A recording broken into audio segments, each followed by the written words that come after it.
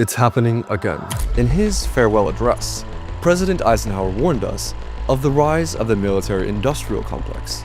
In Biden's farewell address, he warned us of the tech-industrial complex. And something super weird happened recently. Poll after poll shows the vast majority of Americans agree AI needs regulation. I mean, currently AI companies are regulated less than a taco cart, which is just insane. Guys, I know that sounds crazy when you hear AI is regulated less than a taco cart. But at the same time, AI is still pretty new. I mean, the first time I heard about AI like that was when ChatGPT started blowing up in 2022. Another thing I want to mention is, yeah, people like us can already see some of the consequences. The government and CEOs probably aren't feeling those consequences yet. And until they do, I wouldn't expect them to be in a rush to start enforcing regulations. And yet, despite this, bizarrely, big tech almost successfully lobbied Congress to ban states from regulating AI entirely for 10 years. 10 years. So what on earth happened? How did they almost pull off something so wildly unpopular? Well, the answer may surprise you. First of all, they're spending a fortune in dark money lobbying, but that's obvious. The AI industry has more lobbyists in Washington and Brussels than the fossil fuel industry and the tobacco industry combined. I don't know about the ins and outs of lobbying, but I do know this. They're literally paid people whose jobs is to influence government decisions. So if the AI industry has more lobbyists than the fossil fuel industry and the tobacco industry combined, that basically means they got an army of people constantly pushing their interests towards lawmakers. Damn, dog. That's a lot of influence. The more people you get in the room pushing your side of the story, the better chance you got of getting what you want. That's just common sense. Zuckerberg alone is outspending all of civil society 10 to 1. And what narrative are they pushing with all that money? Fear of China, an AI arms race. But why? Well, it's an old trick to manipulate public opinion. Fear sells. Throughout the Cold War, the military-industrial complex spent a fortune pushing the false narrative that the Soviets were far more advanced than they actually were, which ensured the money from Congress kept flowing. It was called the missile and the bomber gap.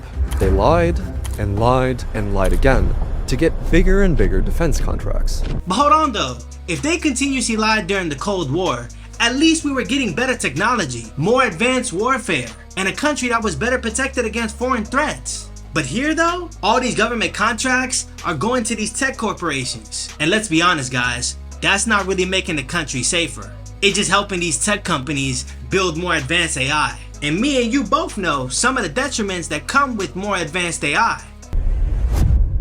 Now, obviously there's some amount of competition between the US and China, but big tech is lying and exaggerating like crazy to terrify Congress into giving them whatever they want. And what they want is fat government contracts and zero democratic oversight. Now it seems like not a day goes by without another big AI company announcing a giant contract with the Department of Defense. Obviously, we all know that AI costs a lot of money to build and maintain. And if you ain't got the money to keep up, that can put you in some compromising situations. Like big tech telling the government one thing, even if they know it ain't completely true, because they trying to get whatever money advantage they can to stay ahead in the AI race. Because at the end of the day, that's really what all this comes down to. Money! But are we actually in a race? The researchers estimated that the United States had 75% of the world's supply of the advanced chips needed for AI development, with China having 15% and the rest of the world combined having 10%. Google alone has probably 15% of all the world's compute, while DeepSeek has maybe 1%. This is a huge deal. The US has 5 times the compute as China. I know y'all see this. I just got done telling y'all why big tech would have a reason to lie. But then you see this. The US has 5 times the compute as China. So we're being told one thing, but the reality is this. And if that's the case, then y'all can probably figure out who's been fueling that narrative this whole time. Big tech. So claims that America is losing the AI arms race feels strikingly similar to what US military contractors were saying about the Soviet Union during the Cold War to get larger defense contracts. So when it comes to the first pillar of AI development, compute, the US is winning by far. But there are 2 more major potential bottlenecks that could actually tell us if we're in an AI arms race. If compute ain't the problem, then what are the other 2 bottlenecks? If I had to guess, one of them is probably energy. Cause all this AI stuff gotta run on something. The other one, I don't really know. I guess it's probably how many data centers they got. Because it doesn't just take advanced chips to train smarter AI models. You also need energy. China has surpassed the US in energy, but that power means nothing if China doesn't have the AI chips they need. And the US has enough potential energy sources that it could unlock that energy won't become a bottleneck for AI. Besides the new solar installations and revived nuclear reactors, for the last decade, US gas power plants have only been running at around half of their total capacity, meaning that the US can grow energy production even without building new plants. Damn, that's a wild guess. I at least got one thing right. Energy. But the thing about energy though, when the US is only using around half of its energy capacity, that tells you a lot. That tells me we're doing a pretty good job at managing this whole energy situation. Cause if we still got that much left over, it doesn't really sound like we're struggling. Energy, while critical, won't be the bottleneck that slows the US down enough for China to catch up. Okay, so what about people? China has 4 times as many people as the US and twice as many STEM PhDs, but the US gets to draw in the sharpest minds from the rest of the world. Take OpenAI founder Ilya Sutskever, who was born in Russia, or Google DeepMind founder Demis Hassabis, who was born in London. The talent battle isn't USA versus China, it's China versus the rest of the world. This might sound corny, but teamwork really does make the dream work. I'll never forget this dude named Dario Amadei, dog. Something like that. Things didn't go the way he wanted at OpenAI, so he got up and left. Next thing you know, he's helping build Anthropic. Now all of a sudden OpenAI got one of its biggest competitors. That's why I keep saying, people matter. One person can leave and completely change the game.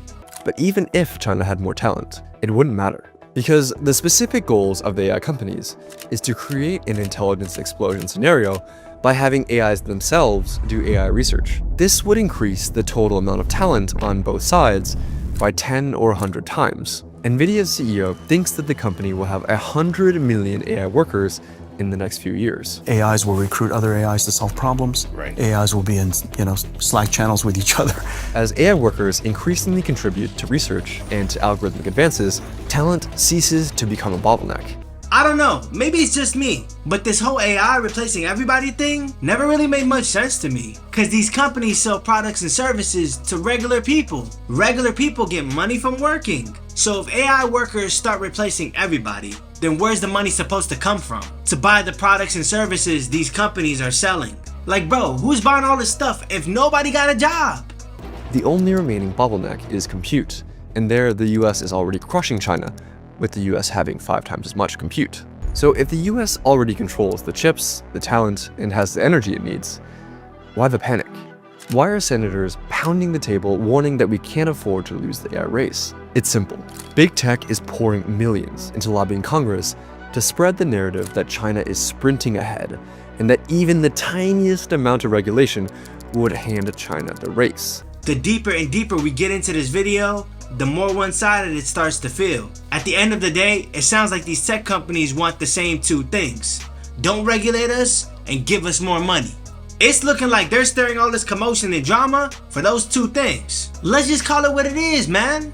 But in reality, China's AI industry is the most regulated in the entire world. In fact, even Xi Jinping himself says he doesn't want an AI arms race, saying that China should abandon uninhibited growth that comes at the cost of sacrificing safety. I mean, I'm not even surprised. China's already heavily regulated as it is. So hearing that their AI industry is heavily regulated too, that doesn't shock me. But what does shock me is this. The whole time we're being told that China is sprinting ahead and leaving everybody behind. Meanwhile, the president of China is literally talking about safety and saying he doesn't want an AI arms race. Damn, if that's true, that's probably the biggest piece of evidence we've seen in this whole video.